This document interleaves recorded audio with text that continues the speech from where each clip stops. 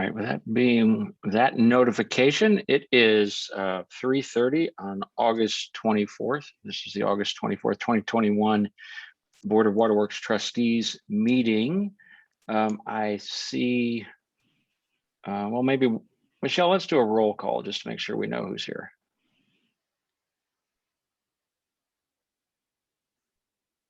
Sorry, I have to practice unmute. That's all right. Ashburner. I'm here. Bolton. I didn't think she was on yet. All right, I don't see her either. Gillette. Here. Hubbard. Here. Moines. Here. All right, so that we'll go ahead and get started. The consent agenda includes minutes of the July 27th, 2021 Board of Waterworks Trustees meeting, the minutes of the August 3rd, 2021 Planning Committee meeting, and the minutes of the August 10th, 2021 Finance and Audit Committee meeting.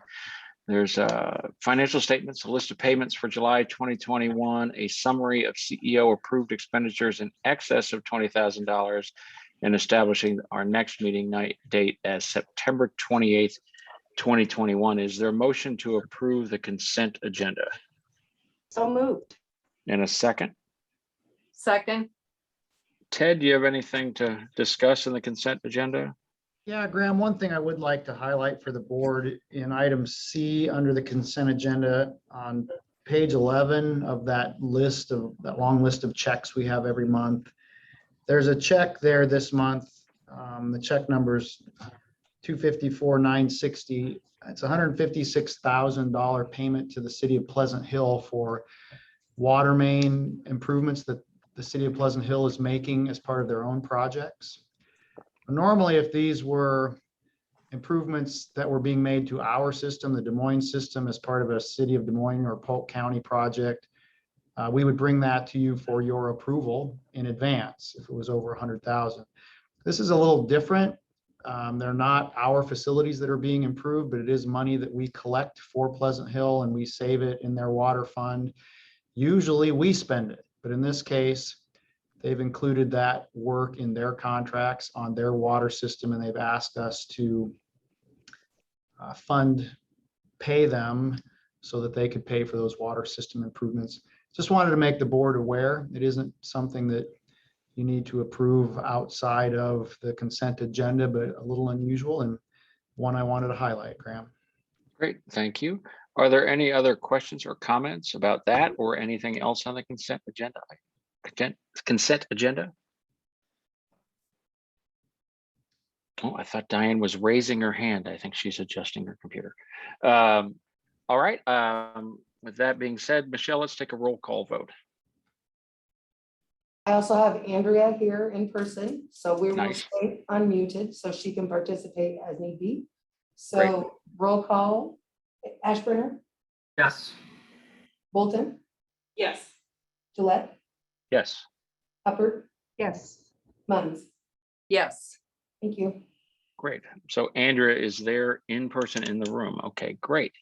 I do appreciate everybody's willingness to go back to Zoom as COVID numbers were increasing. We thought this was a good idea, and I appreciate everybody's willingness to do that. That being said, we have to be, we're going to experiment a little bit here. We have a public comment period, and I know there's someone here from the public that would like to address the board. So I'm going to let Michelle do the introduction there, and go ahead, Michelle. Okay, can you see the room now? Yes, we can. Terrific. So we have with us today Debbie Neustadt, and she volunteers with the Sierra Club, and her address here in Des Moines is 620 36th Street. She's sitting directly across from me. So Debbie, feel free to address the board. Well, thank you for giving me this opportunity. I was here last month and listened to a meeting just so I knew what kind of meeting did occur here in this building. So I felt comfortable coming back and sharing with you my work that I do at the national level for the Sierra Club on water affordability. So I've prepared these handouts that everybody's going to get. And since I retired, I was able to follow what's happening to the $1 billion that Health and Human Services received in order to help people pay their water bills. So you may be aware, July 29th, that the Office of Community Service sent out to all the LIWAP grantees a memo encouraging them to work with the CSBG, which is Community Service Block Grants, and Temporary Assistance for Needy Families, Pandemic Emergency Assistance, to help them do repairs to their water systems inside their house. So by law, LIWAP cannot give people money to do that. So they have heard from everyone that some of these people have the water bills they have because they need repairs inside their house. So they had people from Detroit giving presentations, and they even talked about one place where they got money to help people with their lines to the street. So I've never heard of that, but that would be good, because I know I've had repairs done in my house, and the plumber comes up and looks at me and says, well, if I don't replace this line, your water is going to leak. So I know I have the funds available to do this. And I know people in my neighborhood have had to replace their line to the street. So I'm hoping that this money will become available for people in Des Moines and the community around us to help them with water conservation and upgrading their property. So I will probably ask people questions so I can compare what's happening in Des Moines with the rest of the United States. I know that we have a lead pipe replacement program coming down the pike sooner or later. So I'm really looking forward to seeing how that is implemented across the country. And I thank you for this opportunity. Debbie, thank you for attending our meeting last month and coming back this month. I appreciate your efforts and your interest in what we're doing, and look forward to collaborating with you. I do too. Great. Anything else from board members for Debbie? All right. Hearing none, is there anyone else who wishes to address the board today? Michelle, no one else is in the room, or you don't see any hands raised? Correct. I see no hands raised and no additional friends in the room. I will say I'll go ahead and take the materials that Debbie brought along and get them scanned so you guys can get them in your hands right away. Great. Great. Thank you. Welcome. All right, so that moving on, we'll move on to agenda item 3A, and this is not to exceed $10 million water revenue refunding bonds, a resolution fixing date for a meeting on the, oh, my screen just went. Sorry. Fixing a date for the meeting on the proposition to issue. Maybe before I get the motion here, Ted, you'll explain this to me. Us. Absolutely, Graham. The Series 2012B is actually a refunding of bonds that were issued in 2006 to fund Saylorville Water Treatment Plant and the joint East Side Tower. They were refunded at least once since then, and our financial advisor, Spear Financial, they monitor all of our bond issues and the conditions in the bond market, and advise us if the conditions are right for us to save money by refunding any one of our issues. Amy presented some detail on this particular question at the Finance and Audit Committee meeting in August, and the bottom line here, I guess, Graham, is that Spear has advised that they estimate that we could save approximately $330,000 over the remaining life of these bonds, which are scheduled to mature on December 1st of 2025, by refunding them, not extending the term, but just refunding them with the same term. And so we are looking at refunding those bonds. Most of this debt, I think, in fact, all of the debt is held by other participants in that project, in those projects. Some of it is wholesale customers. A couple of our total service customers also have a share of this, but our perspective is that if the overall outcome is that they can save $330,000 over the next 4 years, that's probably the right thing to do. Now, that said, there are still some outstanding questions that need to be evaluated. And by setting this date and showing intention to refund, we're not casting that in stone, if you will. We're still doing some analysis and still planned to make a final decision. Some of that has to do with the participants. Some of them may decide to pay off what they owe, which they can also do this year. So this is the first step in a longer process.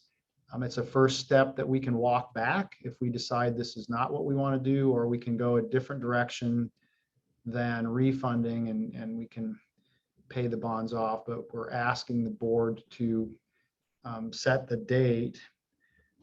Actually, what we're asking is that they adopt this resolution for fixing the date for a meeting on the proposition of issuing bonds that would be used to refund these. So Amy, you can clean any of that up if I got any of it wrong. No, Ted, you did great. I would just emphasize that the reason that we're bringing it to the board is if we decide to refund, this is the longest path. And so we have to start now, the initial step. As Ted mentioned, there is some interest by the wholesale customers of maybe even redeeming the bonds entirely. So this does not, corner us into taking a certain action. So we'll continue to monitor this over the next few months. Gotcha. So before I ask for this motion, to be clear, if this motion passes, something will come back to the board at some point, correct? Correct. Before an action is taken. Correct. Okay. So we'll be taking a roll call vote, but what I'm looking for is a motion to adopt the resolution fixing date for a meeting on the proposition of the issuance of not to exceed $10 million water refunding bonds of the city of Des Moines, state of Iowa, and providing for publication of notice thereof. Is there a motion to that effect? So moved. And a second. Any comments or questions on item 3A? I have a question. This is Diane, and I think this is something that we perhaps ask with any action like this, is that if we regionalize, what impact would this action have on these bonds? Diane, we had a lengthy discussion in our committee meeting about that, and maybe Joel will want to address it, but we saw it as nothing but extremely positive in trying to show our regional customers that we need to do the best job we can to continue to keep our costs low and run the business, the utility as it is, regardless of what happens on regionalization. Thank you. Yeah, Diane, this is Well Rick. said, Sue. I wouldn't add anything different. I'll let staff maybe add their thoughts as well. This doesn't extend the maturity of any bond, so it maintains the status quo, I think is the point that maybe ought to be noted. And I also wanted to clarify that the motion is for the adoption of the detailed resolutions attached to the board packet, which were summarized in the actual motion, but the resolutions need to be passed are those set forth in the materials. Thanks, Rick. And I think, Diane, as Sue mentioned and Joel agreed with, our perspective is this doesn't it doesn't have a significant impact on the regionalization path. It doesn't extend the date of the bonds that exist today. There is another option where there may be some interest in paying these bonds off, which might have a favorable impact on our regional financial model moving forward, but certainly no negative impact. All right. Any other comments or questions on this item? Hearing none, I'll ask Michelle to record the vote. Ashburn, Yes. Bolton, Yes. Gillette, Yes. Hubbard, Yes. Munns. Yes. Thank you. All right. Item 3B is a public hearing for the award of the LP Moon Pumping Station sodium hypochlorite feed modifications. I will open the public hearing portion of this item and see if there are any comments from the public regarding the form of contract plans, specifications, and estimated cost. Is there anyone here to comment, or Ted, have we received any comments? Graham, we have not received any comments from the public. All right.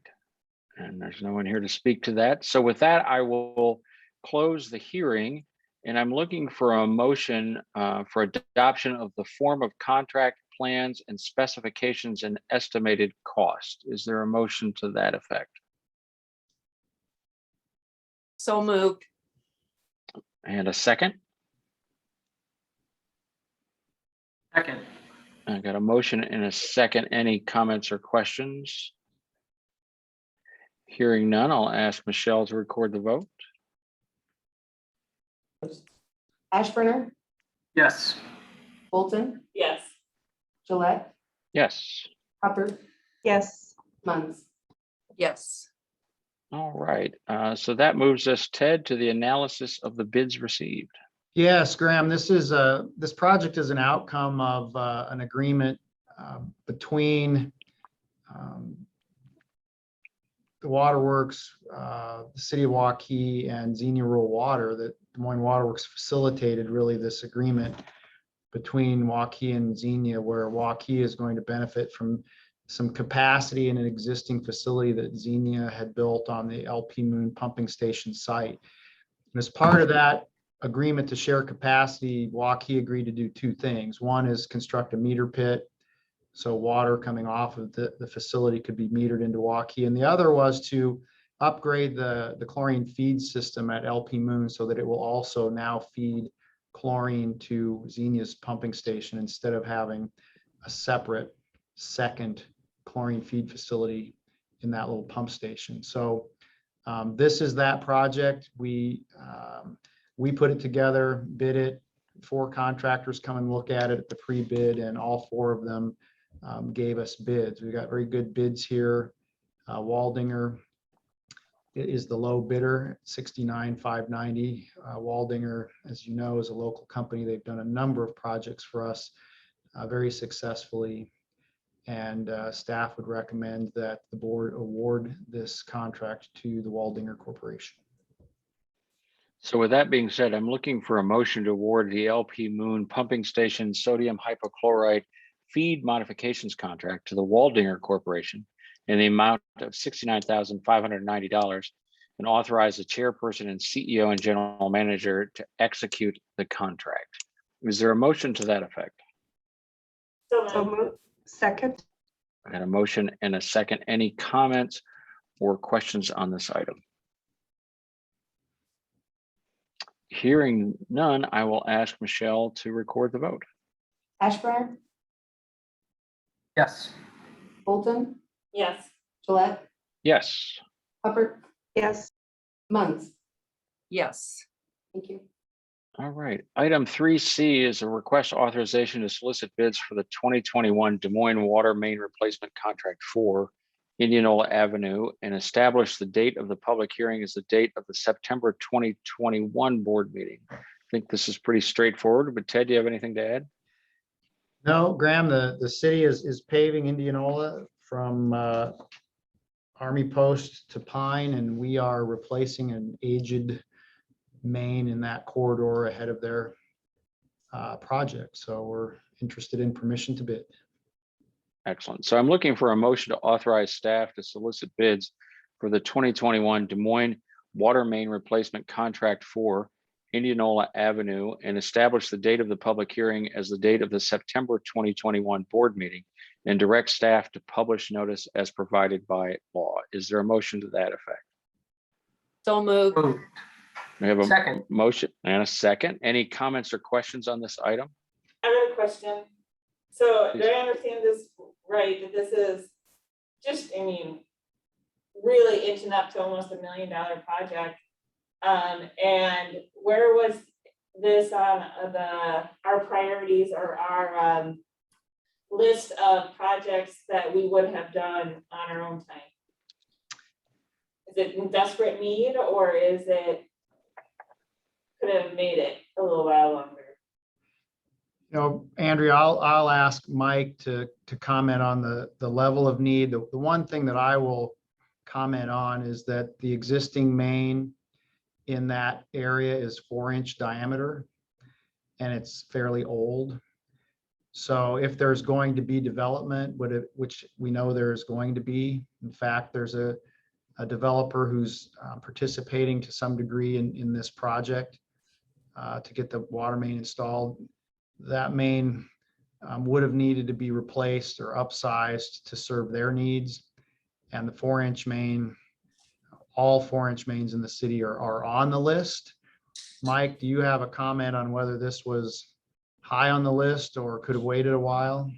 You know, if the city was not doing this roadway work, we probably wouldn't be here, you know, coming with this project, but they're doing road work.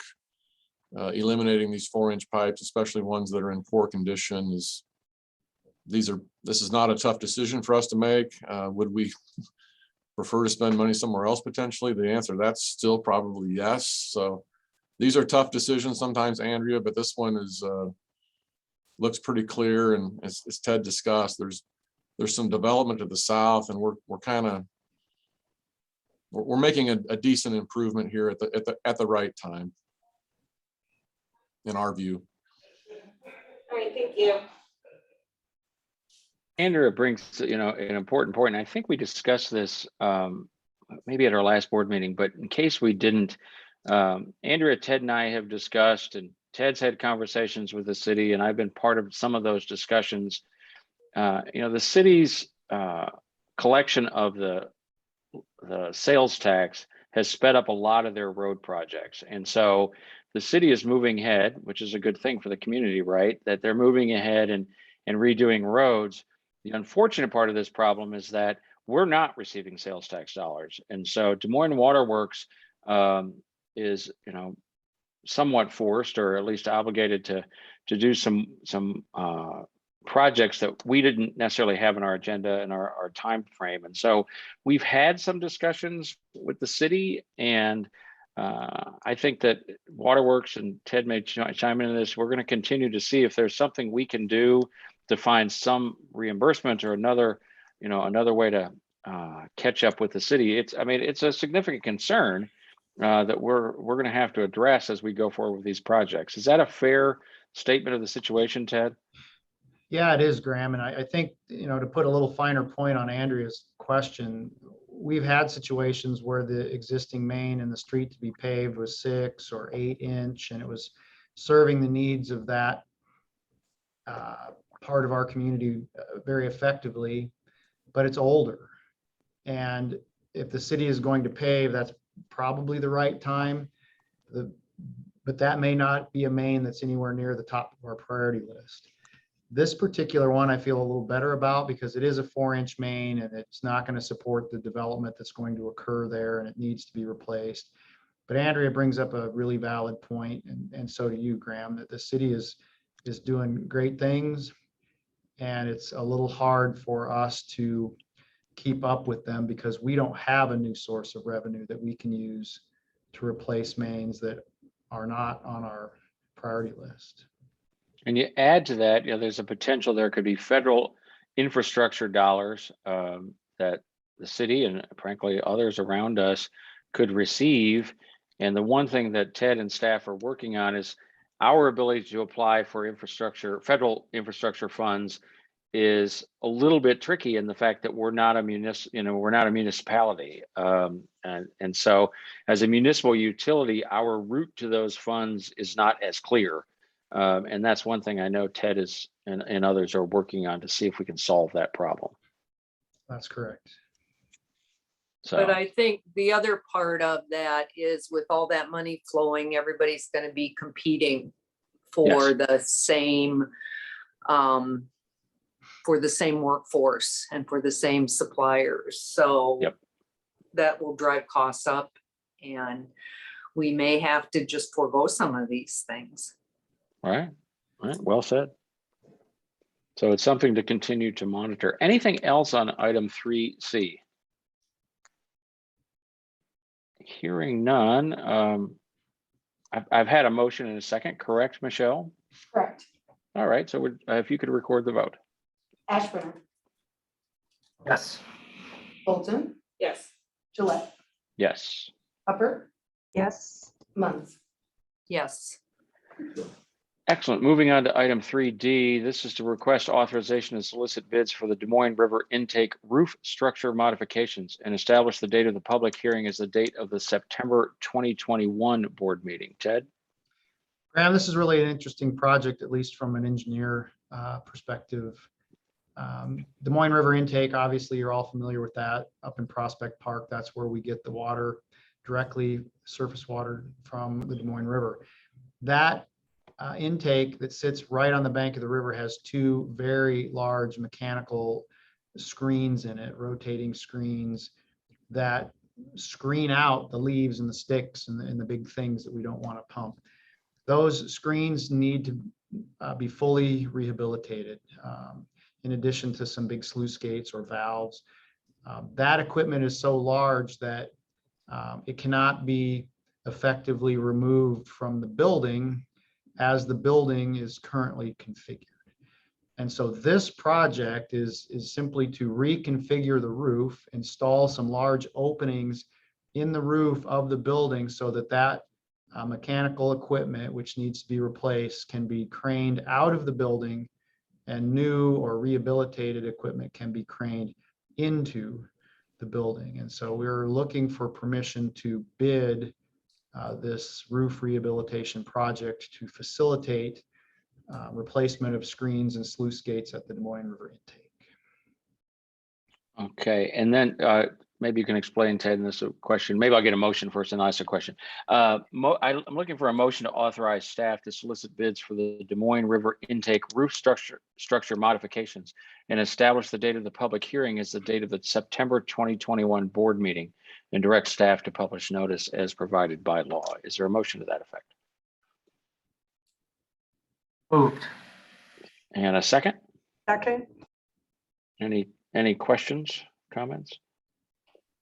My question, Ted, was I'm assuming this roof modification is not a one-time. Is this looking forward to the future if we have to do this again, that somehow the roof is removable? Or That's right, Graham. The goal here is to put hatches or openings that will be reusable in the future. This is something that probably only has to happen once every 20 or 30 years. Sure.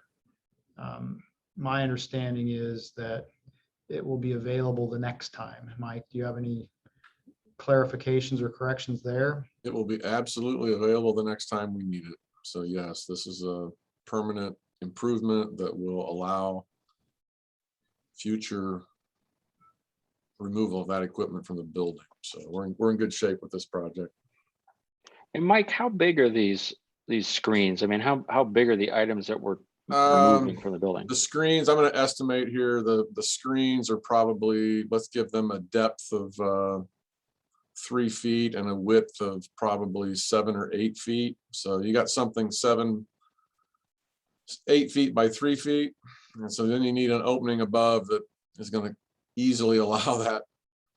And these things are long too. So, you got to lift this thing up out of this building. So the opening I don't have the plans in front of me, but the openings in the roof, the modified roof, will certainly be larger than the 3 by 8, and there'll be Sure. there's going to be 4 openings, and that's an estimation, Graham, of what those 4 openings might be. The 2 smaller ones are a little bit smaller than that, but maybe not by much. Sure. We just did a similar project directly behind me as a pump house for a well that's about 500 feet deep, and we had to replace the pump. But in order to get the pump, we had to remove the roof and get the cable out of there. Much smaller project, but the same idea.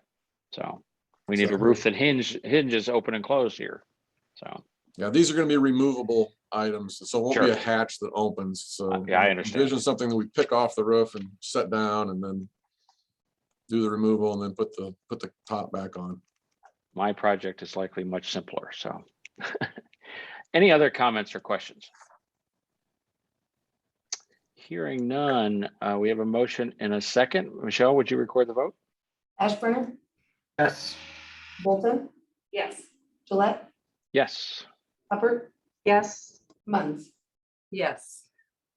All right. Item 3E is a request authorization to execute the amendment to amended and restated Greater Des Moines Botanical Garden Support Agreement. We've talked about this some, but I'll let Ted give the summary here. Yeah, thank you, Graham. As you mentioned, we've talked about this some here over the last probably year almost, but the Waterworks actually operated the Botanical Center for a number of years, starting in 2004, ending in 2012. And in 2013, a private partnership took over operation of what is now known as the Greater Des Moines Botanical Garden. A part of that agreement to take over operation from the Waterworks was some amount of continued support, a 10-year support agreement that included a couple $100,000 a year of in-kind support and then free water. Now that agreement is coming to an end as of the end of 2022. And in an attempt to ensure a smooth transition for the Botanical Garden out of that support agreement, we have worked with them to do a couple of things. One, we've worked with them to fairly significantly enhance their educational offerings related to water. And there's some specific information in the attachment to the amendment, which is included in the packet, in terms of the types of things that we have worked with them to incorporate into their curricula at the garden. Those were things that we had hoped would happen all along, but they hadn't happened yet. And so we thought this was a perfect opportunity to be more specific with them. And they've been very good to work with on that.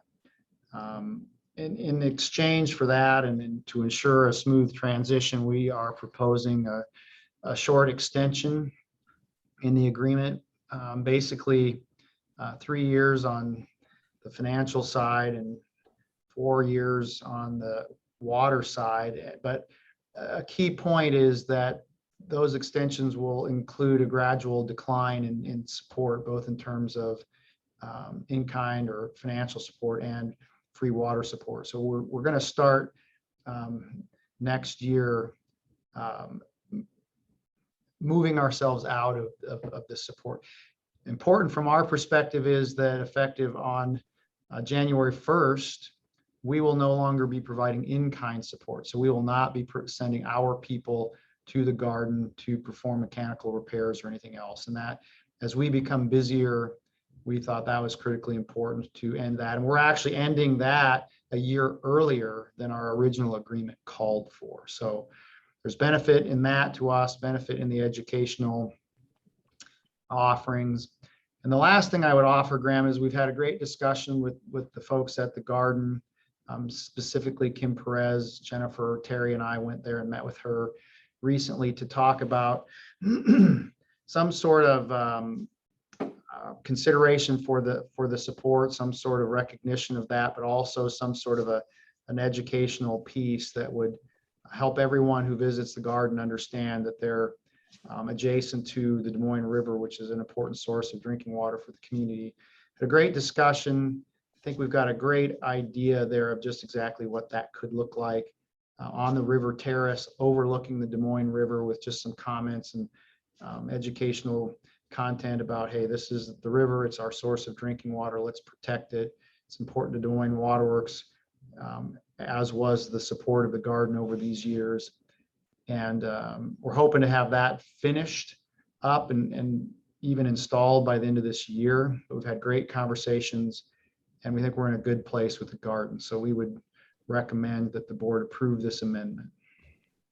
So I'm looking for a motion to approve the amendment to the amended and restated Greater Des Moines Botanical Garden Support Agreement. Is there a motion to that effect? So moved. I have a Second. motion and a second. Any comments or questions on this item? I'll just echo what, oh, go ahead, please. Did someone say something?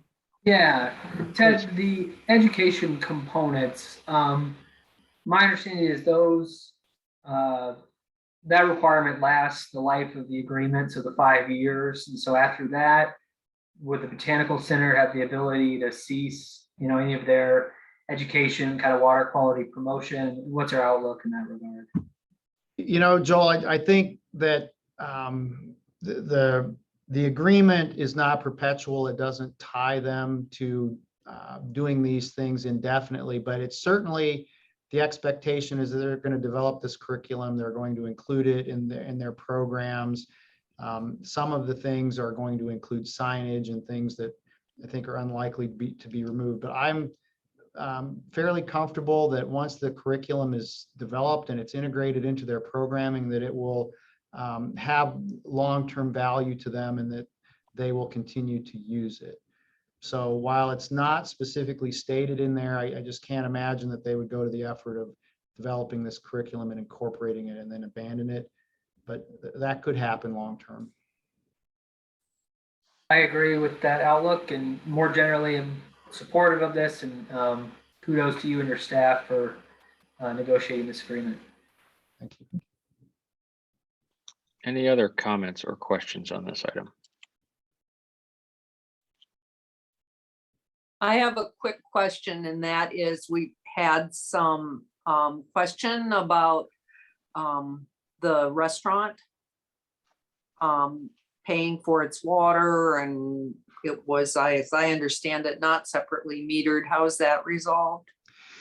Diane, it hasn't been resolved entirely, but we did have a pretty specific conversation with the garden and helped them understand that as they begin to start paying a percentage of their water every year going forward, they will be paying a percentage of the restaurant's water. And we've left it in their court to determine whether they are going to try to separately meter the garden or the restaurant internally. In terms of externally metering them, that just isn't feasible. The way that the service is set up, their service into the restaurant and the kitchen and everything else is so integrated that there really isn't a way to separately meter them effectively. So we've done nothing more than share with the garden that they probably want to consider that in their communications with the restaurant. Does that answer your question, Diane? Yes. Any other comments or questions on this item?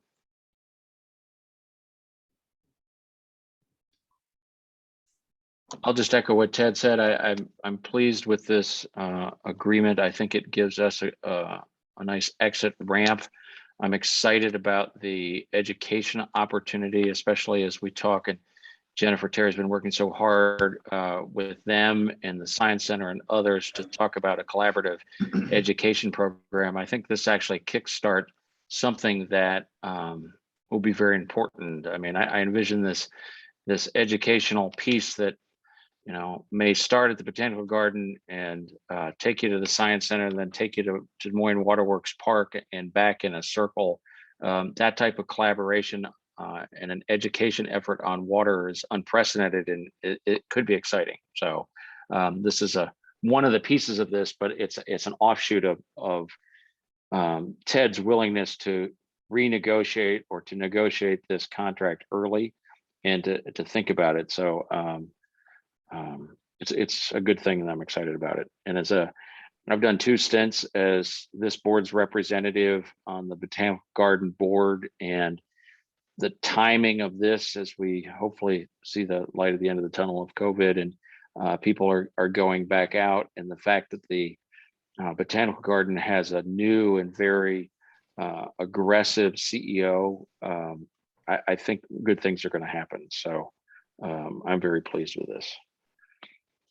Anything else on this item? I'm getting back into my Zoom, making sure we leave enough time for comments. All right, Michelle, would you record the vote? Ashburner, Yes. Bolton, Yes. Gillette, Yes. Hubbard, Yes, Muns. Yes. Thank you. All right. Item 3F is the request permission to issue purchase order for the rehabilitation of lime sludge dewatering press equipment. I feel like we've talked about this in different ways a lot lately. Ted, can you explain this to us? Absolutely, Graham, and you are correct. We have talked about this a number of times. This is a project to rehabilitate some critically important equipment in our water treatment process. These are the presses that take our lime residuals from the softening process and dewater it to the point that our contractor can handle it and haul it away and put it to beneficial use. Those presses have been in place for many, many years, and they are all in need of significant rehabilitation. The manufacturer of these presses is really the sole source for a lot of that effort. And so we have worked with that manufacturer to get this project set up and ready to go. We've brought 4 purchase orders to the board over well, I think the first one didn't come to the board because it was only $6,000, but the other 3 came to the board, the 3 of the 4, to purchase repair parts, purchase a beam that has to be replaced, the main beam of one of the presses, and then purchase the installation services from Evoqua, the company that manufactured the presses and is going to do this work for us. This last purchase order, or what I believe will be the last purchase order, was something that was agreed to in the field service labor and installation purchase order with Evoqua. We agreed that we would hire a local rigging company to lift and move and facilitate their work on these enormous pieces of equipment. And so we did get bids from a couple of local rigging companies. Henkel, who you will all remember, did such nice work for us here on the park improvement project and is also doing some work on a pump station for us now. And Reppert Rigging and Hauling. And Reppert has done a lot of work for us over the years, kind of in this arena, does a really nice job of helping us get some of our big stuff in and out of our buildings and kind of tight quarters from time to time. Reppert was the low bidder on the project at $155,000. That in combination with the other 4 takes the total cost of this effort to about $800,000. We've got just over $1 million budgeted for this project, so I think we're sitting pretty good. I think $1,022,000 is what I saw, Mike, in the capital budget for this project when I looked today. So we're in good shape from a budget perspective, on target to get this work done this year, and we would ask that the board authorize us to issue this purchase order for rigging to Reppert Rigging and Hauling. Excellent. So I'm looking for a motion to authorize staff to issue a purchase order to Reppert Rigging and Hauling in the amount of $155,000 for providing personnel and equipment to assist Evoqua Water Technologies LLC on-site field service workforce in a rehabilitation of the existing lime sludge dewatering press equipment in the lime sludge dewatering facility. Is there a motion to that effect? so moved. I have a Second, motion and a second. Any comments or questions? And if you ask me to repeat the motion, I may not do it. Any comments or questions? Hearing none. Michelle, will you record the vote? Ashburner,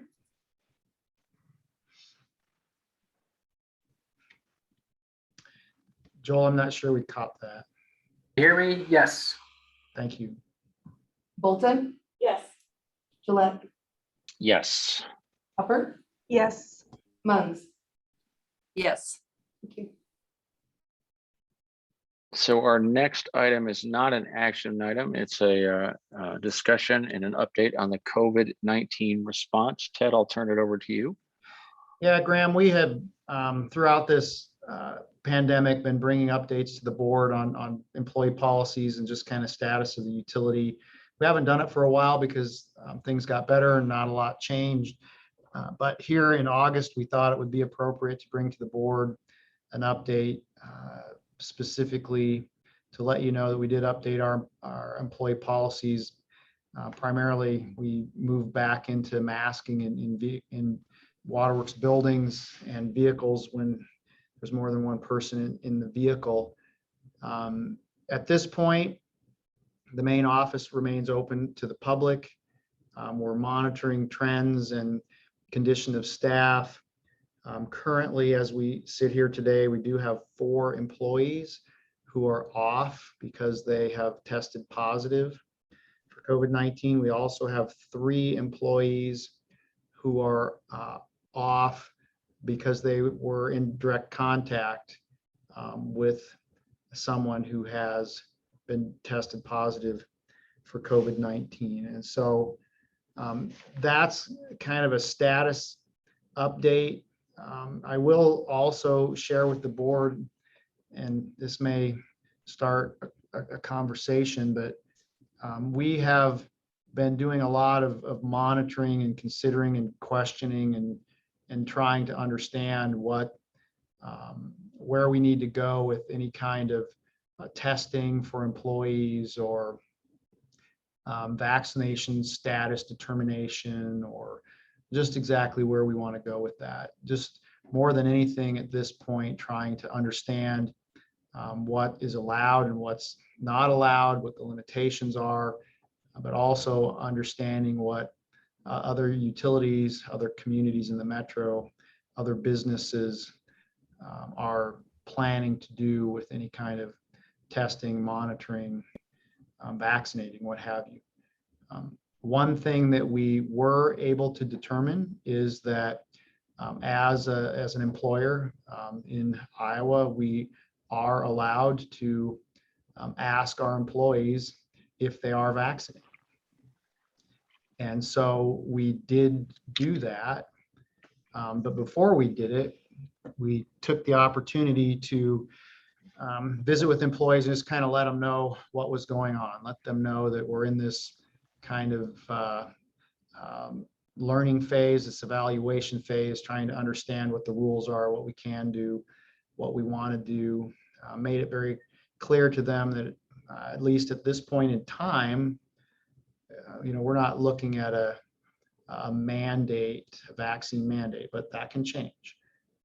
But there was some question and concern from employees that we were planning to do a mandate, and that's why we were going to do the survey. That was not the case. We wanted to make that clear that no decisions had been made.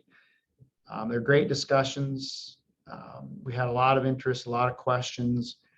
I applaud the employees for being very respectful and considered in their questions and communication, even though there's a lot of energy around this question on both sides. I do want to thank specifically Bill Blubaugh and Dee Clark, our union president and vice president, who joined me and participated in those discussions and even stayed after in many cases and answered further questions of the folks who they represent. So I thought we had really great discussion as a utility on this question. We did launch the survey on Thursday of last week, and as of 3:30 today, we had heard back from 201 of our 203 current employees. And I really appreciate the fact that everyone was willing to participate in the survey or we asked them to. It's not like it was a choice or an option, but everybody did it, and that's important because we need information to make decisions on this kind of an important question.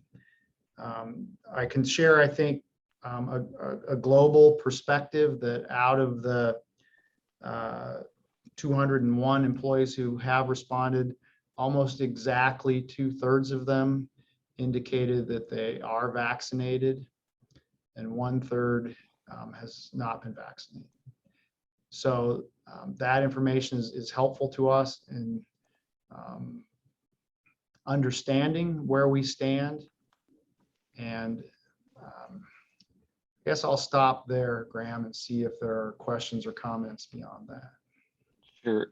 Just one clarification, the 2/3 vaccinated, is that receiving both shots, or were you that specific about? We were that specific, and I'm aware of only one response that said they were between their 2 shots currently. Okay. So it's my understanding that all the vast majority of those folks are fully vaccinated. And I do want to clarify that we did ask folks who are vaccinated to provide proof of vaccination.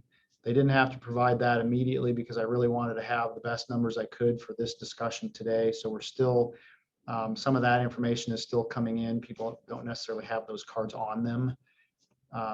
But many people have also shared their cards, and we're still collecting that. But I have every reason to believe that we've got 2/3 of our folks who are fully vaccinated, and 1/3 who have chosen not to be vaccinated.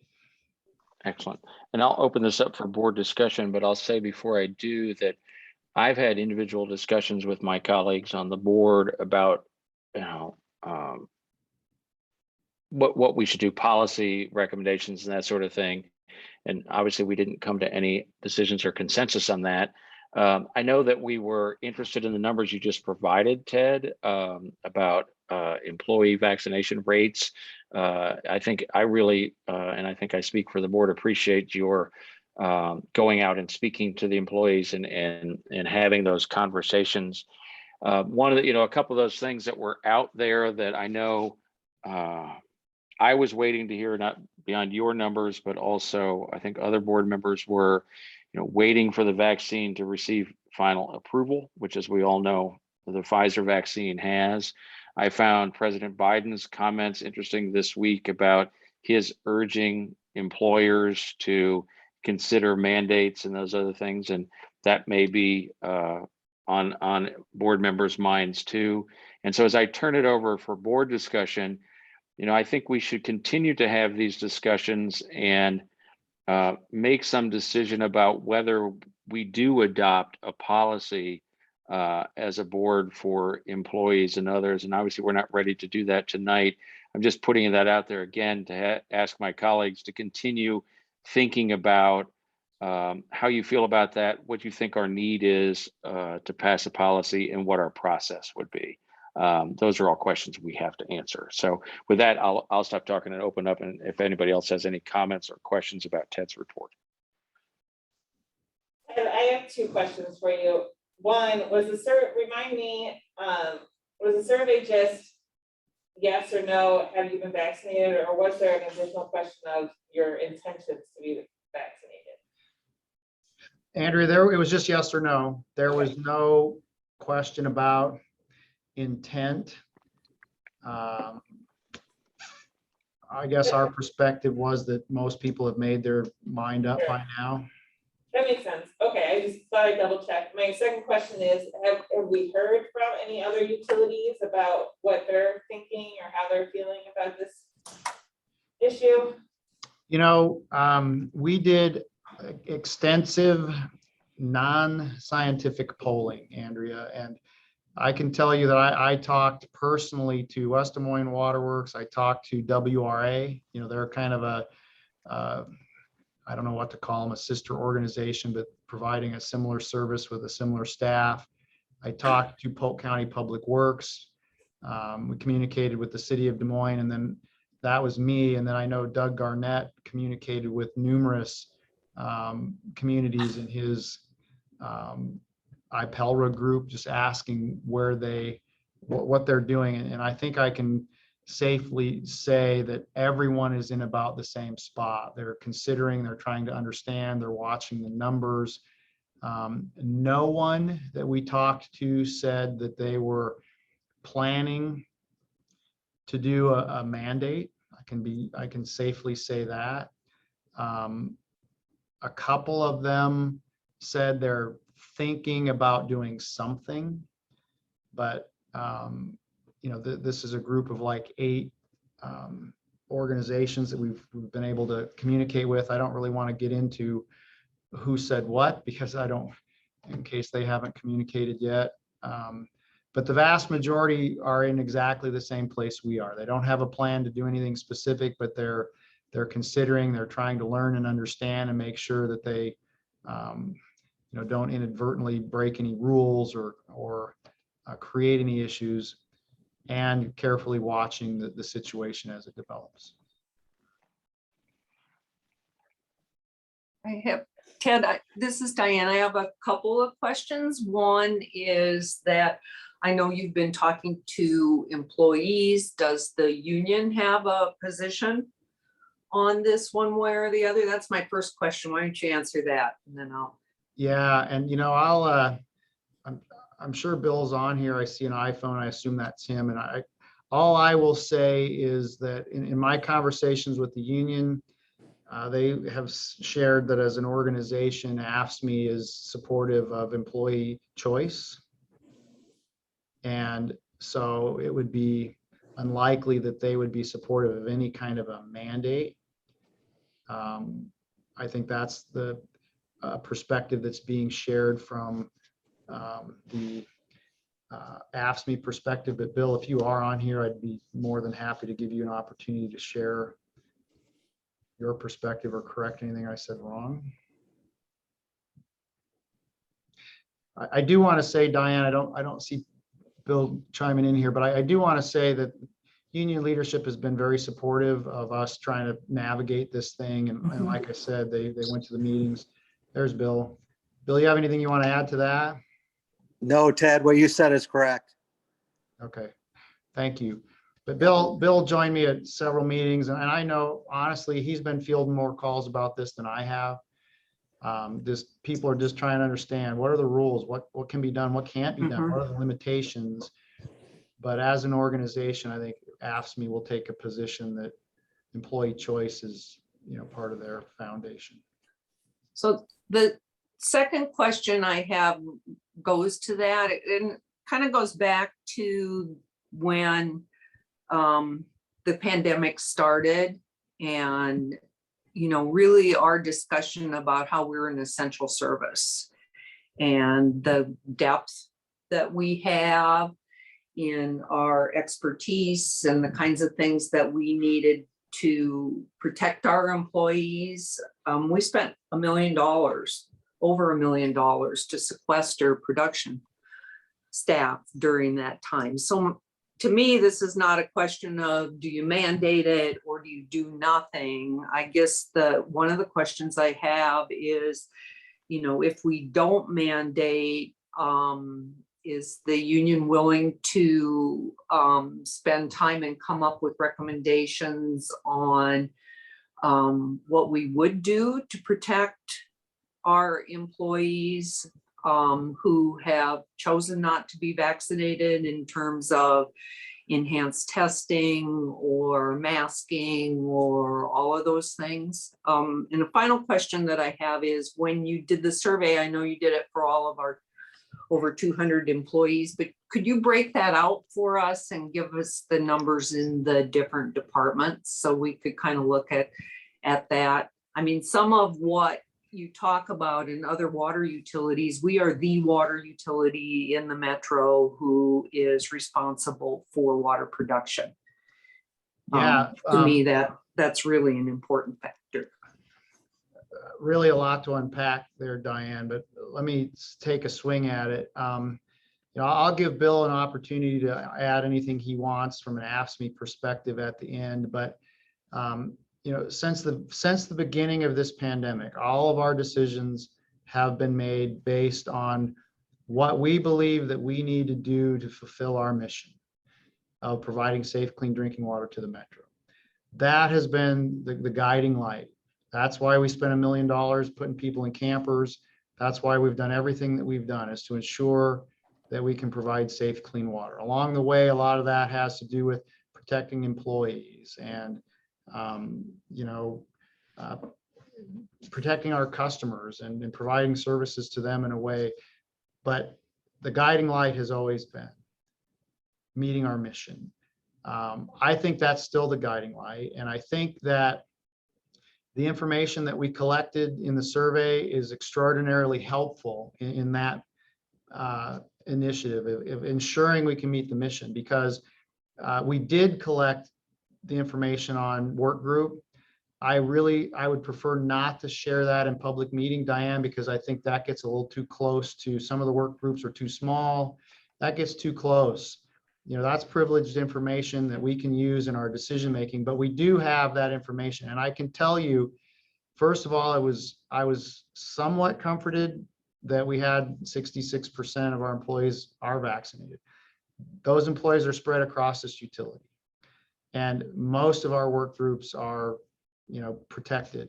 Not all, there are a couple that I still have some lingering personal concerns about that I don't want to get into right now, because I don't want to talk about specific groups or individuals, certainly not individuals.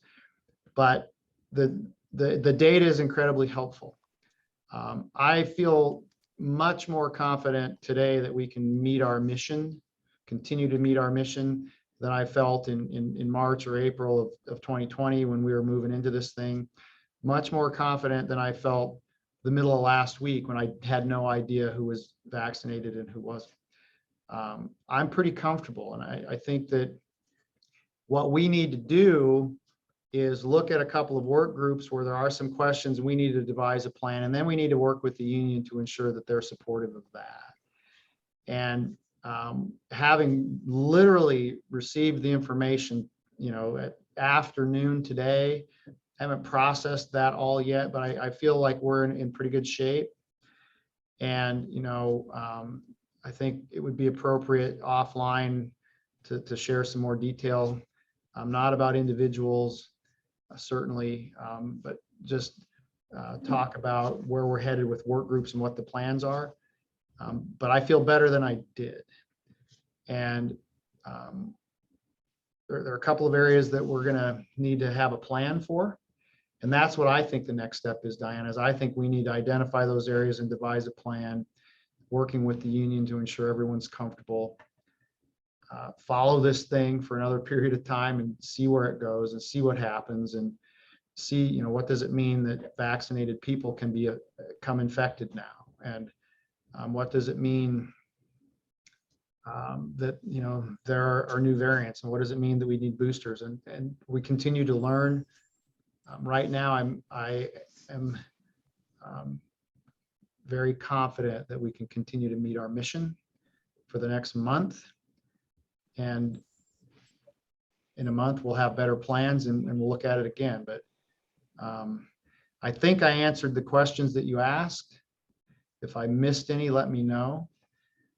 Bill, I will throw it out there for you. If there's anything about any of that you want to comment on or have concerns about, by all means, feel free. No, Ted, we have the same goals as you do, to ensure safe drinking water.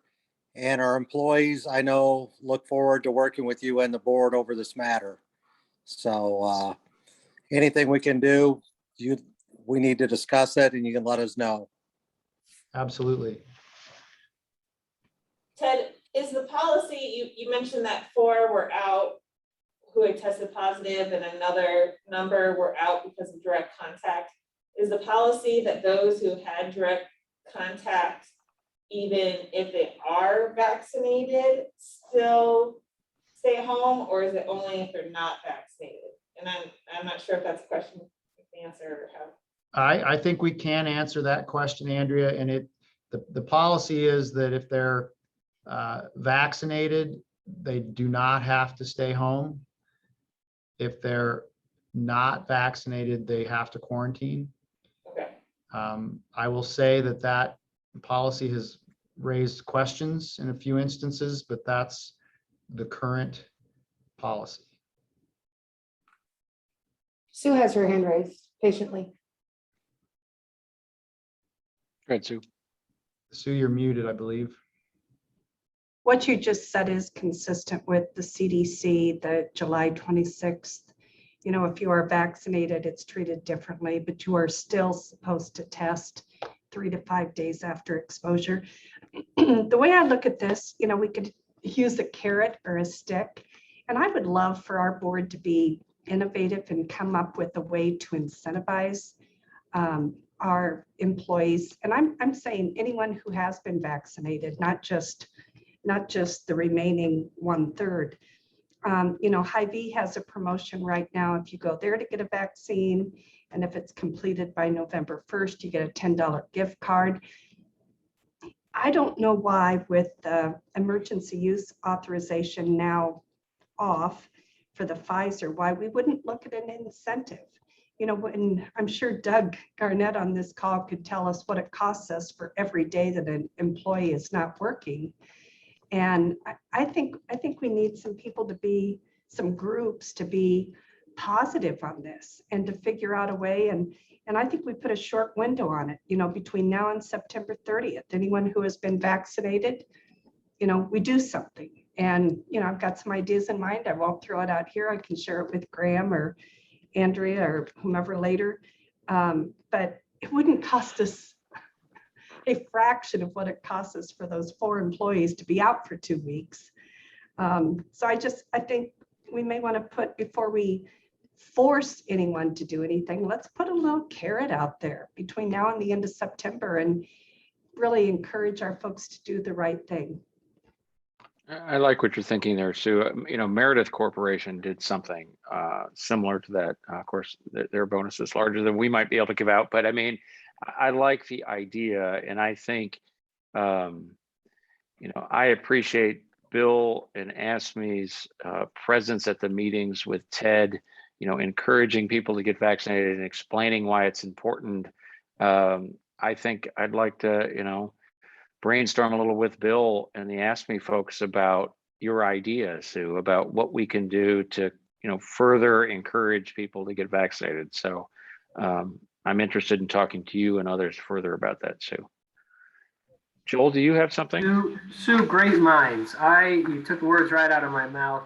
I had written down carrot and stick. You know, are there any carrots? You know, I think there's a lot of focus, understandably, on potential sticks and potential mandates, but I think you're spot on. We should be thinking about incentives here. You know, I don't know if extra vacation days or things like that are prohibitively cost prohibitive. But certainly there's maybe, you know, maybe some lesser incentive, but surely there's something we can think of there. So I totally agree with Sue.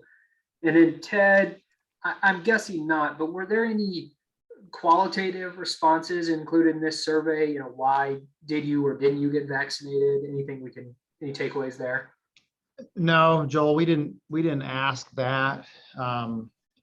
Understandable. I know we were just trying to get raw data here, but I wondered. Yeah, we didn't. We've certainly had some conversations with individual employees, and some have just shared their perspectives, and a lot of people shared their perspectives in the meetings, which I appreciated. And it's across the board. You know, there are a lot of perspectives, just like there are a lot of perspectives of, you know, from people why they got vaccinated. But we didn't specifically ask in the survey. Thank you. Anybody else, a board member or other, that has anything to share on this item?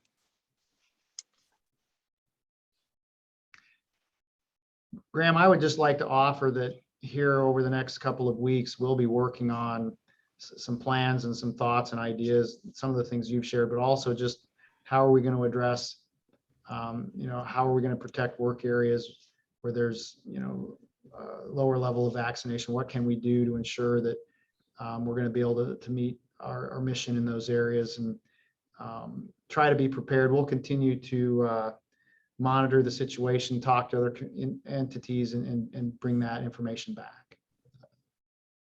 Excellent. And we'll keep talking. And obviously, I imagine that our September meeting, we'll have a discussion about this, and we can make some decisions between now and then, whether there's a need for an action item or not in our September meeting. But I appreciate everybody's efforts on this. I have a quick question. Sure. Is time off different if a vaccinated employee would get sick versus a unvaccinated employee? Leah, I'm not sure what do you mean if it's different? Do you mean, do they charge different? No. Is the amount of days that they would have to be off different? I think if they, well, I'm going to prepare Doug to jump in here because I'm going to guess, but I believe that if they test positive, it's the same. Doug, is that correct?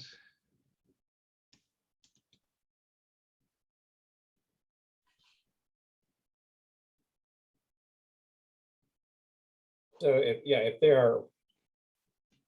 they have tested positive and they're unvaccinated, they have a longer quarantine period than if they are fully vaccinated and exhibiting symptoms per the CDC guidelines. Okay. I'm glad I asked. So it is different. It's shorter. Does that answer your question? Yes. Thank you. You're welcome. But actually, I mean, Leah, I appreciate you asking a question like that, because I mean, those are all of the things that we have to consider about, as Sue was pointing out, the cost to the utility, not only that, you know, the danger to our employees, and why we should, you know, encourage vaccinations, because every missed day is, you know, a burden for the utility and a cost factor. So thanks for that question. Anything else on this item? Anyone else? Okay, I am going to kind of rearrange the agenda just a little bit here, and we're going to come back to, well, I don't know if we need to or not, Ted. You and I talked about this, or we talked about it. Let's talk about regionalization for a minute and not reorganize the agenda. If we get through this discussion and the board thinks we need to go into a closed session, which I'm not sure we do, then I may bring up some of those other items that are on our agenda before we go into a closed session, but I'm not sure we're going to go into a closed session today. So Ted, why don't you kind of tee up the regionalization discussion? Yeah, Graham, I think the focus here today is that we have received a letter from West Des Moines Waterworks and Urbandale in response to our most recent proposal to them, indicating where they think we might be able to reach consensus on some of the final outstanding items. We have met as a strategy team at the Waterworks to discuss that proposal, and we have some thoughts on that. But I think the most important thing that came out of that discussion was it is our belief that now is the time to have an in-person meeting between Des Moines Waterworks representatives, West Des Moines and Urbandale, to see if we can finalize these last few remaining questions, instead of continuing to send letters back and forth about once a month. Try to bring that to conclusion so that those entities can conclude their financial analysis. We can conclude our drafting of the 2080 and be ready to move this thing forward. So I think that is where we are. I think that's so the direction that we wanted to talk about with the board. If we want to get in any deeper into the specifics of the conversation about where we want to land on those things, then I think that might necessitate a closed session. But I can say, Graham, that I've reached out to both West Des Moines and Urbandale and suggested that approach to them. I did have a conversation with Christina. They had a board meeting yesterday, and she was going to share that recommendation or that suggestion with her board. I have yet to have a chance to actually talk to Dale Atchison from Urbandale. So we haven't started scheduling that meeting yet, but that's the path that we're on. We would like to, as the strategy team from Des Moines Waterworks, we would like to propose that we have this meeting, and we're waiting to hear back for concurrence from Urbandale and West Des Moines. And so, I mean, here's kind of the way in our discussion with the strategy team, and then in some discussions I had with Sue and Joel and Andrea after the strategy meeting, because Diane was in the strategy meeting. This concept of having the Des Moines, West Des Moines, and Urbandale meeting sometime in September. I do think it's important that the Des Moines Waterworks Board have an opportunity to discuss that strategy, discuss the very things that we're going to put on the table in a somewhat final form there. And I know, Ted, you and the staff are working on exploring a couple of items, and you're not quite ready to discuss that tonight. So my thought was, is that we give you a few days to think through those final items, and then we schedule a board meeting, which will probably be a closed session because it is a negotiating strategy meeting, where we can talk about those final items that we're going to present. And then if everything goes as planned, that meeting with West Des Moines and Urbandale and Des Moines would be sometime in September. So that's kind of my thought. But I turn it over to the board. And as I say, we have the opportunity to go into a closed session tonight, but I think we'll still have another one in the next few days, a week or so. So you'll have plenty of opportunity. But any questions or comments, I throw it to the board. If you're saying within the next week or two, we've got Labor Day in there and a lot of commitments. So I just want to know when that would happen, because I think that'd be a pretty important meeting if it's not on our schedule already. Ted, what do you think? I mean, is this something that we can do in conjunction with another meeting, the customer relations meeting, something like that? Would that give us enough time then to still schedule the West Des Moines Urbandale meeting? I think it would, Graham. My thought process was that we would use one of our already on the agenda meetings and hope that the full board would be able to attend either customer relations or finance, as opposed to having a totally separate meeting.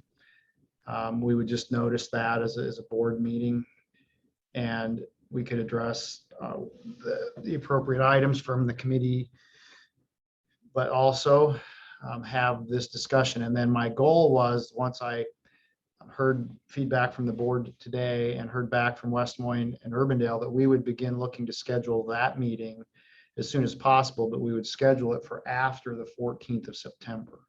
So here today on the 24th or 5th or 6th, I was hopeful that we would be able to, kind of pick a date out there mid-September, knowing that then we would have the opportunity to coordinate board schedules for either the 7th or the 14th of September to have this discussion.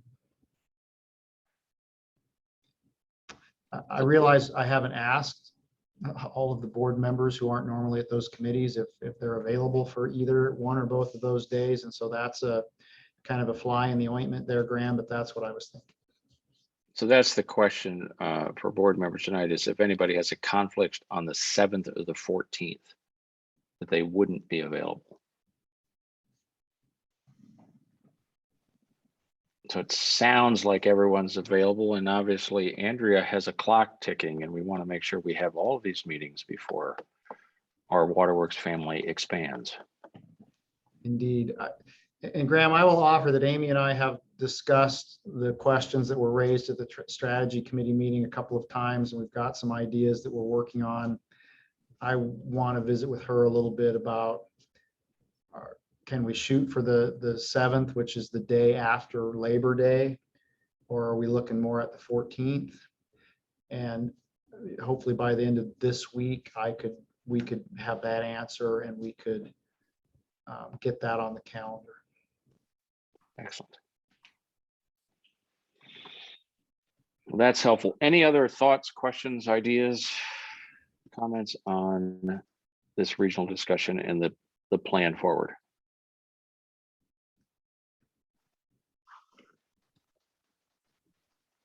All right, so hearing none, that concludes the action items on our agenda. We have board and committee reports, and I'll start with the planning committee. Yeah, so we had talked a bit about the Purple Martin Lake improvements that are being proposed to that property.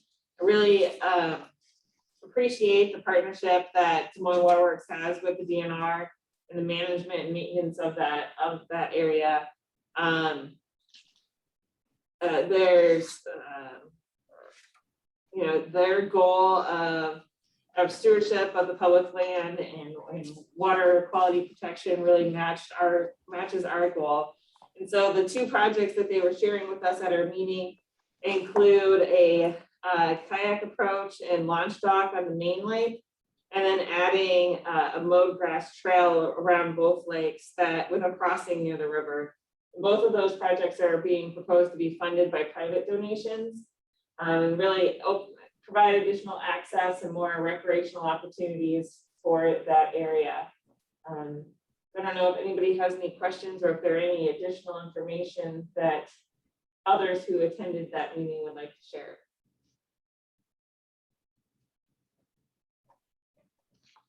All right. Not hearing any, I'll move to, thank you, Andrea. I'll move to Joel and the Finance and Audit Committee. Yes, we met on August 10th and we discussed the utilities financial system software, which we've been using for many years. And as a result, there's an accumulation of data that's slowing things down and making the system rather unwieldy. And as a result, staff has performed a request for information and received information from a number of vendors, enough so that they'll be able to put out an RFP in the future. It comes with an estimated cost of $1.8 million in non-labor expenses on the 2022 budget. So a big expense, but from what we heard during the meeting, really critical to utilities financial accounting. We also discussed the water revenue bonds, which we voted on today. Excellent. Anything else on finance and audit? I think that covers it. Excellent. Customer Relations Committee, I think we've discussed it in our regional discussions. Sue, is there anything to add there? Not at this time. Excellent. The Bill Stowe Memorial Committee, I don't have anything new to report. Look for something probably at our October meeting. We're kind of going through a process, having been urged by a number of people to have some conversations, not only with the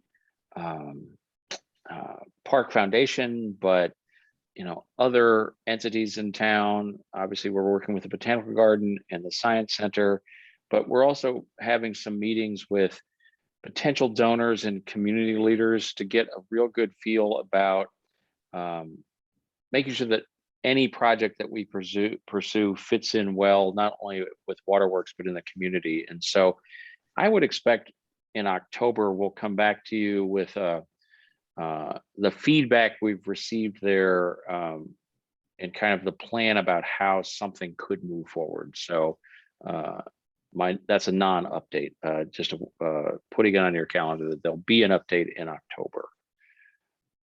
The Greater Des Moines Botanical Garden Board, obviously we took an important action tonight. I don't have anything to report there. If you have some time on your calendar, I would urge you to visit the Ruan Garden. Has been open in a while, which is toward the back of the outdoor section.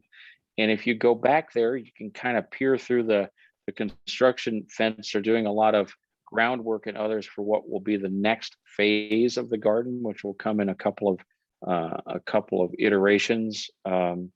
It's beautiful out there this time of year, and it gives you a little bit of a vision about what's there. And I know that Kim Perez and the other folks at the Botanical Garden would love to have you if you want to give them a call before you head over there. So with that, Joel, Andrea, thoughts on the Des Moines Waterworks Park Foundation Board?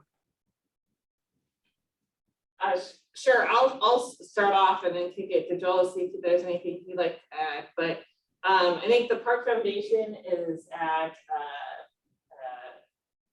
interesting place at this time, where they are currently trying to continue to secure the funding they need to close out existing debts of the first phase of the construction that has been completed, and particularly the Ruan connection that provides that trail connection between Waterworks Park and Grays Lake, as well as trying to maintain the momentum and a catalyst for launching things forward and continuing to build the excitement around the park.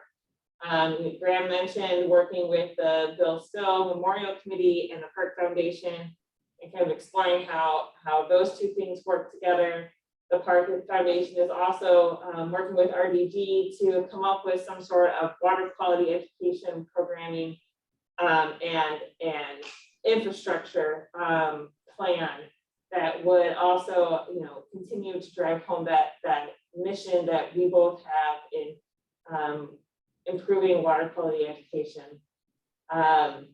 So, in the last meeting, there's a lot of discussion about how they address their fundraising goals and closing that gap, as well as continuing to have conversations of who they need to make sure stays up to date on their fundraising and closing the gap, but also exploring how they can move on to their next goals of education. Happy to answer specific questions if anybody has them. Otherwise, Joel, if there's anything that you want to add, that would be great. We also had a little discussion about the city's, I would say, frustration. The city's reaching out to Waterworks regarding the amounts owed by the foundation for the Ruan Connector project. Sam Carroll assured us that they're going to reach back out to the city manager and make sure they're on the same page. So we're curious to see where those discussions go. Joel, can And I'll you just explain that a little more? I'm not sure. I'm not sure what. Ted might be, I'm more tuned to the details. Sure. I'll take a stab at it, and Ted, you correct me if I misstate any of this. The city moved forward with the tunnel project quickly because they wanted to do it during the Fleur Drive project that's ongoing. Of course, the pandemic also happened in that time. As a result, the Park Foundation still owes the city for a large section of its share for the tunnel project, and they are working to pay the city for that, for their share of that. It's taken longer than anticipated, and the city manager and the mayor and Ted and I had a discussion a week or two ago about this, and since that time, I know that Sam Carroll has talked to the city manager. I know Zach Ross, who's actually a former Waterworks Foundation chair, has also done the same, and they're working on a plan that satisfies the city, that they know a payment timeline and how that's going to work.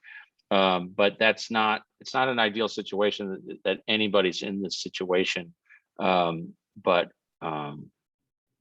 at this point, I think I'm confident that the foundation is doing all they can to meet their obligations.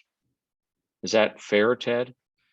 I think it is fair, Graham, that they're doing all they can, but they are also in response to the city's,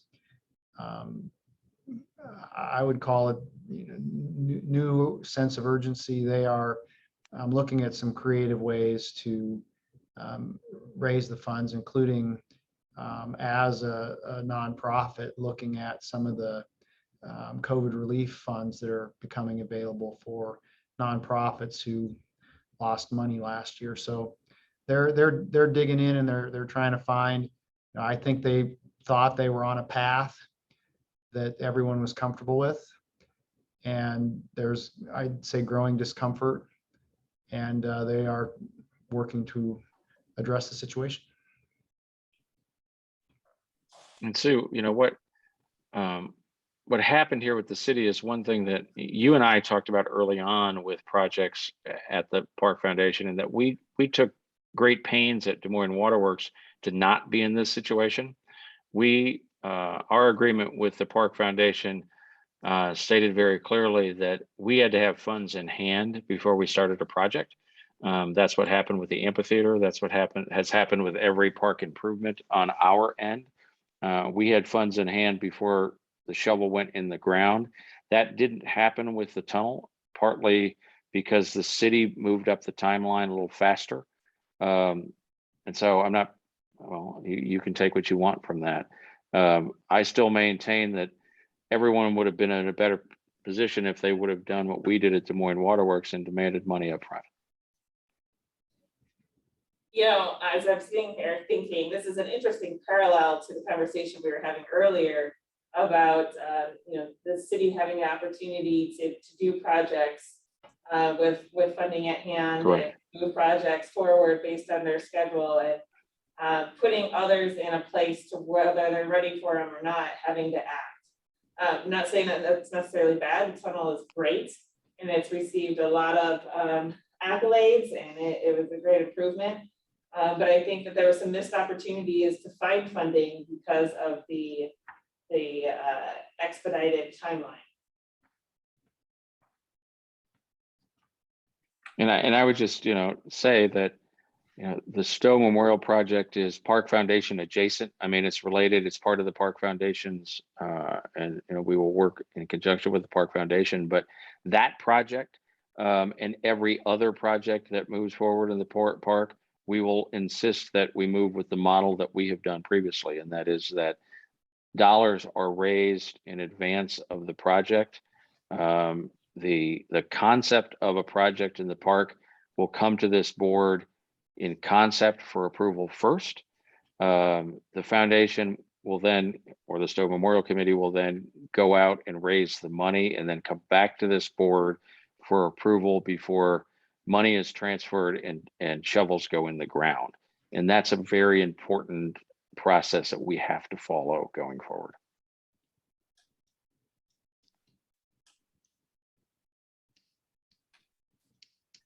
Any other comments on this item, or on, it's not an item, on the Botanical, on the Des Moines Waterworks Park Foundation? Great. Thanks, Joel and Andrea, for your continued work on that. All right, so Ted, if I'm correct, we move now to the urban deer hunt discussion. Yes, Graham, we talked at committee meeting, I believe, a couple of months ago about reinstating the urban deer hunt. There's been some energy around that from the neighbors, and Polk County staff is open to that, even supportive. We presented, there were some questions, and Jessica is back today to share a little bit more detail. We put a lot more meat on the bones including this map and some specifics about the requirements that she's going to share, and then see if the board has any questions.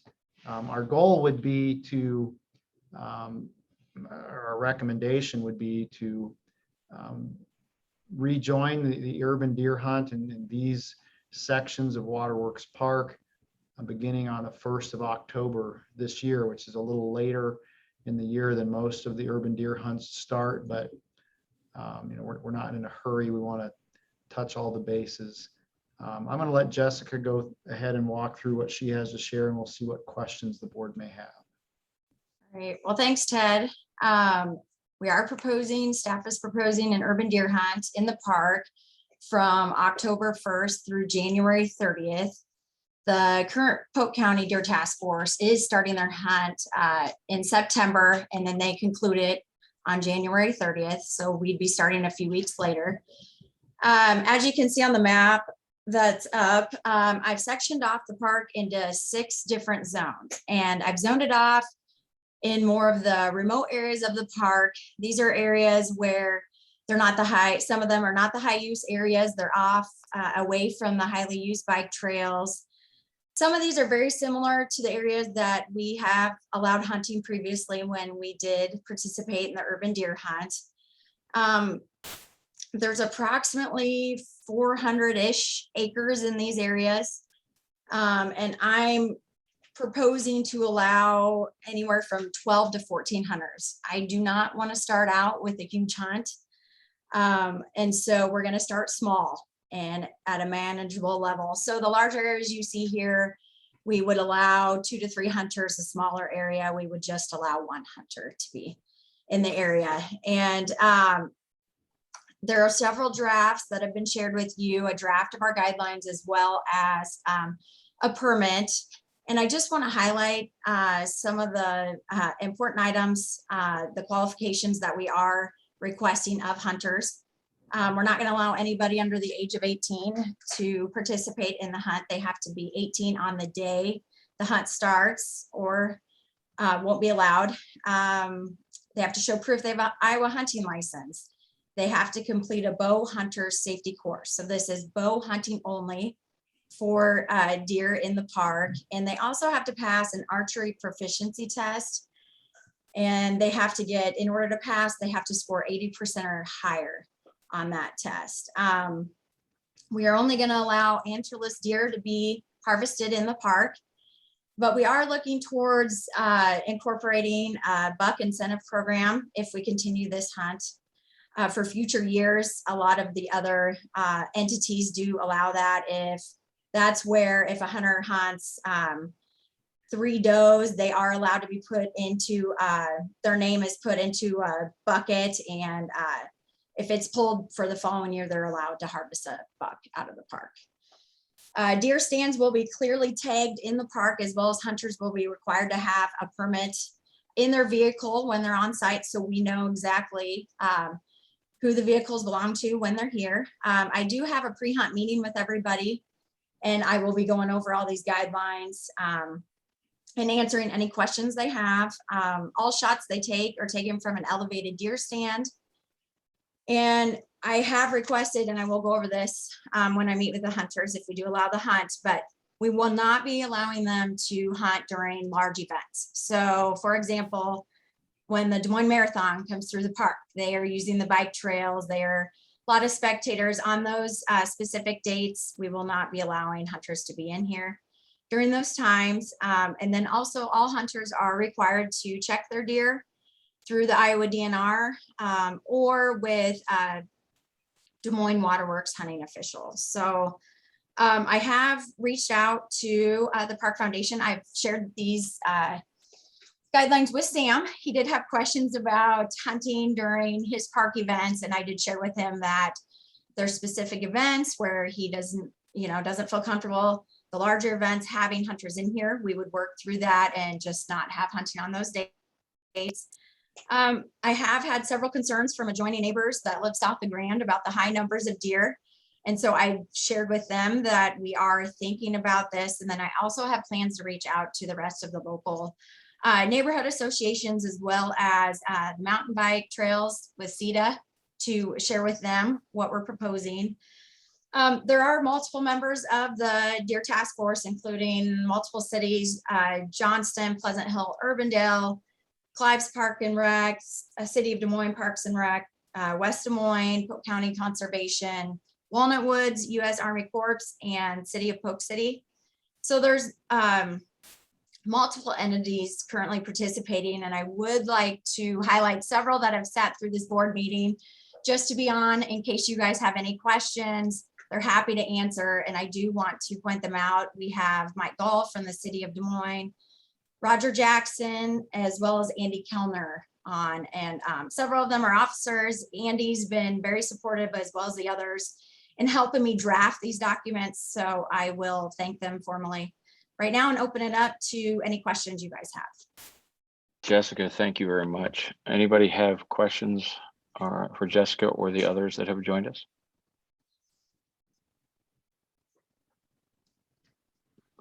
Ted and Rick, it's my understanding that a deer hunt like this doesn't necessarily require board approval. Is that correct? That's my understanding. Rick, do you have a perspective on that? Trying to get unmuted. I think, and it certainly comes within the board's supervision, but is also permissible for the board to treat this as delegated to the CEO and general manager. One thing I'll just throw out there, and you know, board members and Ted, you can think about this, because a deer hunt is visible. There's likely to be some reaction from the community and what have you. I wonder if we should consider, and maybe Rick, you can give some thought to this, having some sort of a policy drafted about deer hunting that, and maybe it's under I'm just thinking long term, maybe it's something where you know, future CEOs come back and have to report on deer hunts and provide information, and you know, allow the board to provide feedback. I'm not sure it's necessary. I'm just thinking long term, whether maybe having something specific in the policy, just because something like this could be high profile, might be worthwhile. And so Ted, I've just suggested maybe you and Rick think about that. We will give that some thought, Graham, and honestly, we have programmed this to begin on October 1st, just specifically to give the board the opportunity to consider this at the September board meeting as an action item, if that's the preference of the board. But I do think that it's an option. We'll give it some thought, and we'll provide some feedback on recommendation there. Yeah, and I'm very sensitive. I'm not trying to get the board into day-to-day management. That's not the purpose of what I would see a policy. It would be more along the lines of, you know, inform and consent, some type of idea like that. So just think about that, and we can discuss that further in September. Certainly, Graham, is one thing we could do is formalize the CEO and general manager's authority in this area in the policy manual. Sure. And again, with some sort of, you know, provide information periodically or something like that. Yes. Excellent. Any thoughts or other questions on the urban deer hunt? And Graham, thanks. Go, please. I'm glad you're bringing up, you know, whose responsibility is it? Because if something were to happen, you know, God forbid, it would be on the board. What did you know? What action had you taken, et cetera? I guess I would appreciate knowing a little bit more, and maybe our friends from the City of Des Moines can help us with this. I'm assuming that, you know, we've got way too many deer in the area and they're trying to thin the herd, and but I'd like to have more of the conservation understanding of this. Sue, just a second. This is Diane. We had a long presentation at the planning committee about this and the reason behind it and the history, and if maybe that slide deck could be provided to you and you could understand. This is not about hunters coming in and using the property. It's more of a management Got it. tool for the park and to manage the deer population in the park. It's my understanding that we had this bow hunting deer season for a number of years, and then We did. it was discontinued for several years. Right. So they had a lot of information about the number of deer in the park and what's happened with the population, and Got maybe you it. could take a look at that slide deck and see if that would make you feel more comfortable. That's great. As long as we've had a committee that's reviewed all of that information, that's terrific. Thank you. Do take a look at that, Sue, and then when this comes back in September, if there's something that is missing, you can ask it then. I'll be sure and get that sent out. Yeah, and indeed it was a detailed discussion, but to Sue's point, prior to her comments, I was gonna ask if Jessica or Ted or someone else could give us just the really brief, 15, 30-second version of why, why are we even looking at doing this again, and what are we hoping to accomplish? Let me take a swing at that, and then the experts on the call can fill in any important blanks. But I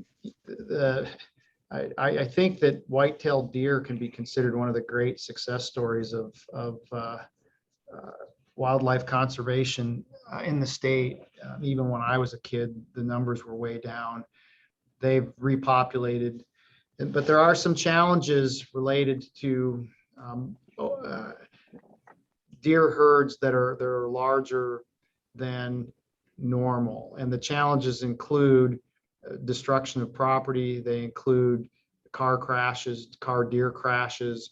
They include disease in the herd that, periodically decimates the herd. And we see all of those things in the Iowa deer herd from time to time. And so this is really a management plan. I mean, there's a target number of deer per square mile that is considered to be healthy. Historically, we had been dramatically above that number, multiple times that number in Waterworks Park. And through the deer hunting, the deer management program, historically, we got down to an even below that number. We discontinued the deer hunt in 2013, and the numbers rebounded and we're back above that number for a period of time.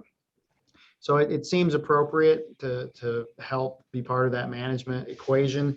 But we've also had some concerns expressed from neighbors that we're not being good neighbors by allowing the deer herd to grow on our property in a way that results in destruction of their property. So that's some of the why. And I don't know, Mike or Andy, if you guys want to add to that some science.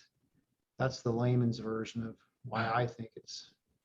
This is Andy Kellner. I can chime in real quick. Ted, I think that was a great response, and you may have a place at the DNR if you ever like, but no, you really hit the nail on the head. There's a lot of aspects that are great about white-tailed deer, but they do come with their own set of challenges. And we're always looking at zooming out and along habitat corridors and where they're going to exist and where they're not.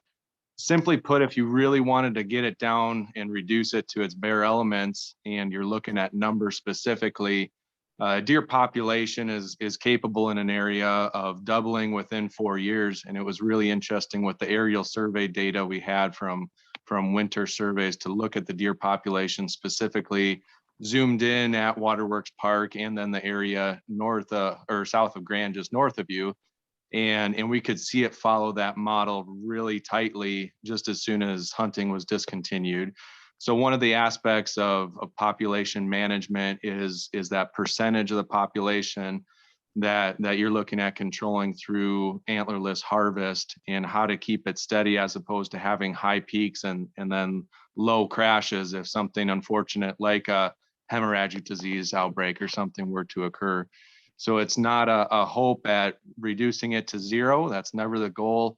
It's simply put as a management tool to reduce some of those negative conflicts that you have with the deer presence in this area in an urban setting.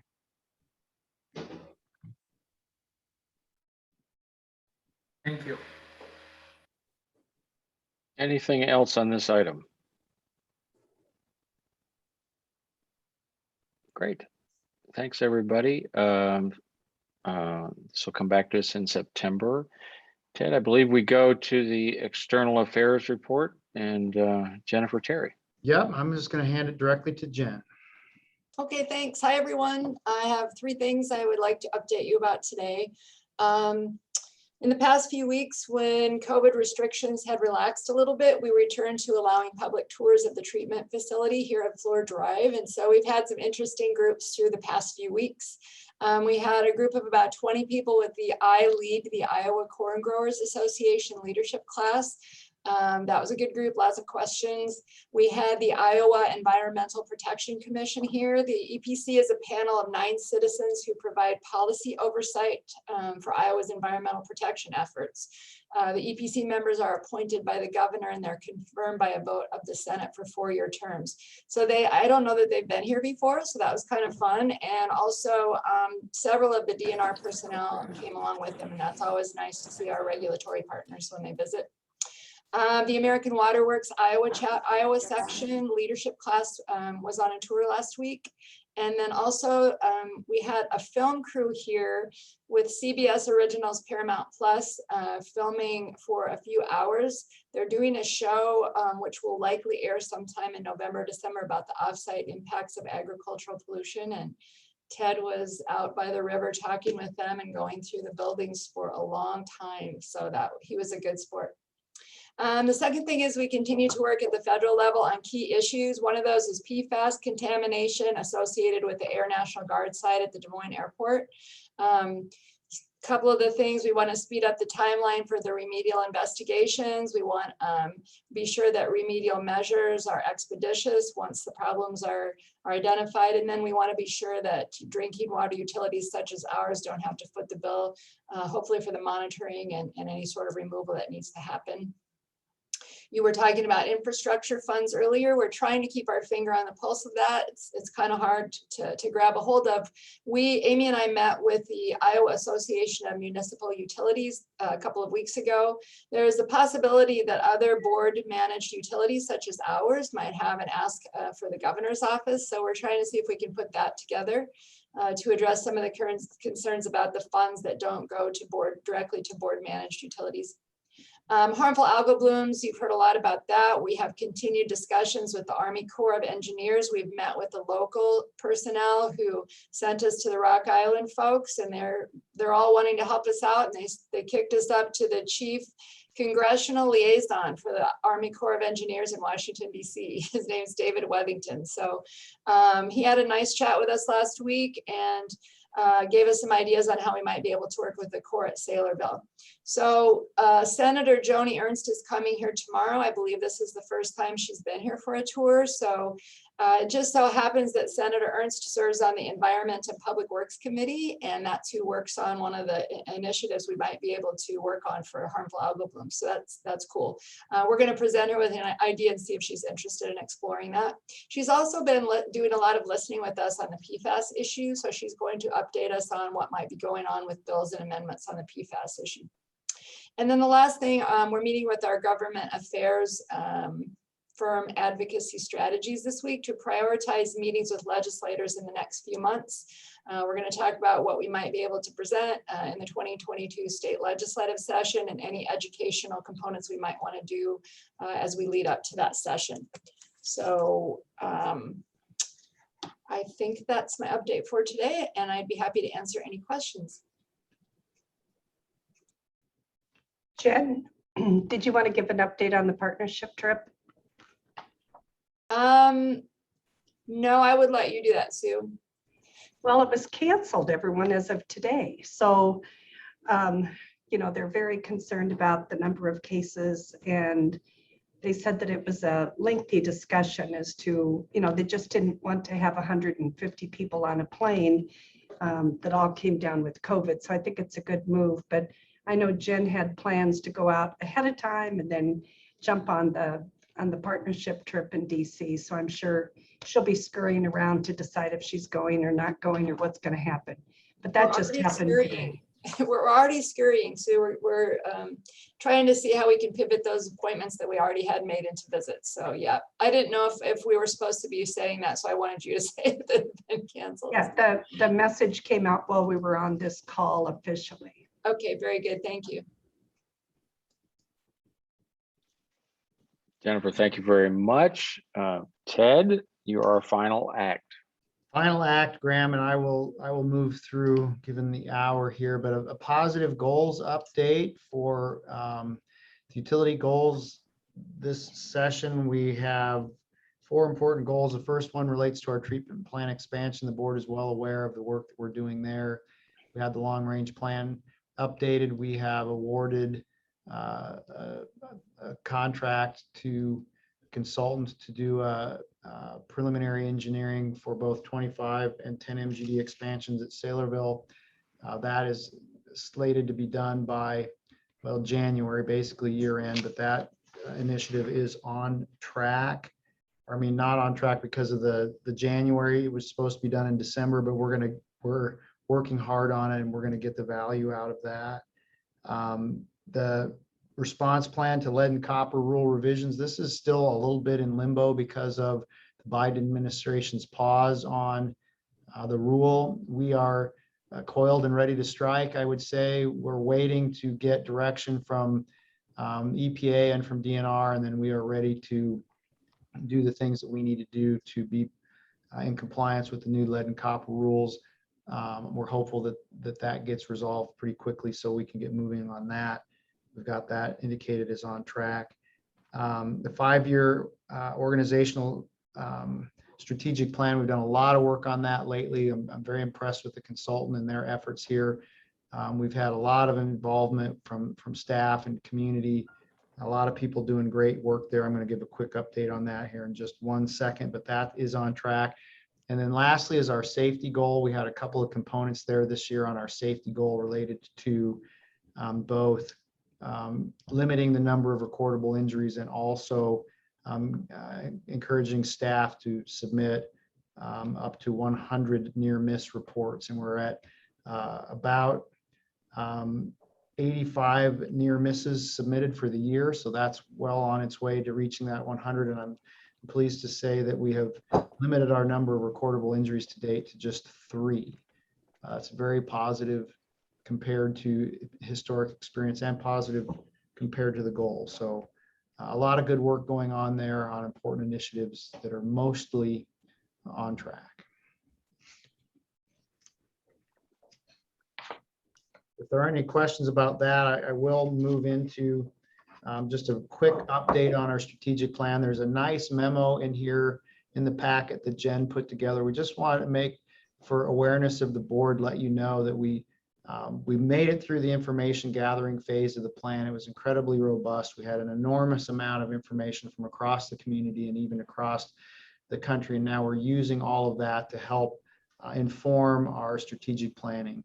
We reviewed our mission statement, updated it slightly, but obviously our mission doesn't change dramatically from year to year. But you can see there in bold that the mission is likely to be centered around the theme of leading and advocating for safe, affordable drinking water you can trust for life.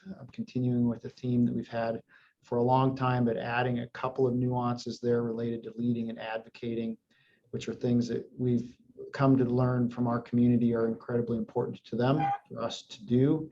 And then we've also begun identifying our 5 core values that we will build the strategic initiatives around. They are crystallizing around customer experience, employee experience, stewardship, leadership again, and then diversity, equity, and inclusion. So a lot of great work going on there.